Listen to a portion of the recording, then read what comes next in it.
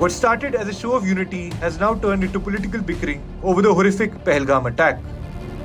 Congress took to social media and accused the PM of going missing during the attack, triggering a series of responses from BJP on X, accusing the Congress of being a friend to Pakistan and even harboring the same mentality as the Pakistani government. ये जो तस्वीर है, BJP leaders claimed that a social media post of a bodiless kurta pajama reveals a brutal mentality that the Congress shares with Pakistan. यशस्वी प्रधानमंत्री श्री नरेंद्र मोदी जी देश की वीर सेना 140 करोड़ भारतीय एक संकल्प लिए हैं। संकल्प है उस शक्ति को मिट्टी में मिला देंगे जिसने भारत की तरफ बुरी नजरों से देखा। तो दूसरी तरफ एक और शक्ति है,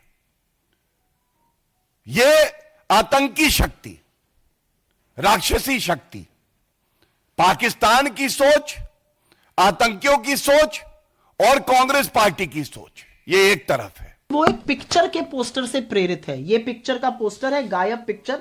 तुषार कपूर इस पिक्चर में थे, वो गायब हो जाते थे, उनके कपड़े दिखते थे, शरीर नहीं दिखता। जो पोस्टर हमने लगाया उसमें भी शरीर कहीं नहीं है, ना हाथ है ना पैर है, सिर्फ आलीशान शानदार कपड़े हैं और मिस्टर गायब लिखा हुआ है और मोदी जी का नाम नहीं है, मोदी जी का शब्द नहीं है। तो बीजेपी को ये क्यों लग रहा है कि ये मोदी जी के बारे में, कि क्या वो भी मान रहे हैं कि मोदी जी गायब है? BJP's allies have also waded into this row, from Shiv Sena to JDU to Jana Sena. The Shiv Sena termed Congress's actions disgusting, while the JDU said that the Congress's statements were demotivating for the Indian army.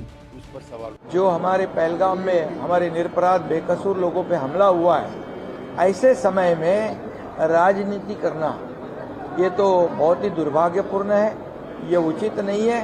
राजनीति करने के लिए बहुत आपको समय है, बहुत मौका मिलते हैं और बहुत अपॉर्चुनिटी रहती है। Referring to the Prime Minister's Bihar rally where he first spoke of retribution, a defensive Congress claims that the PM is more concerned with the upcoming Bihar polls than he is about the attack. They are also demanding a special parliament session in the wake of the attack.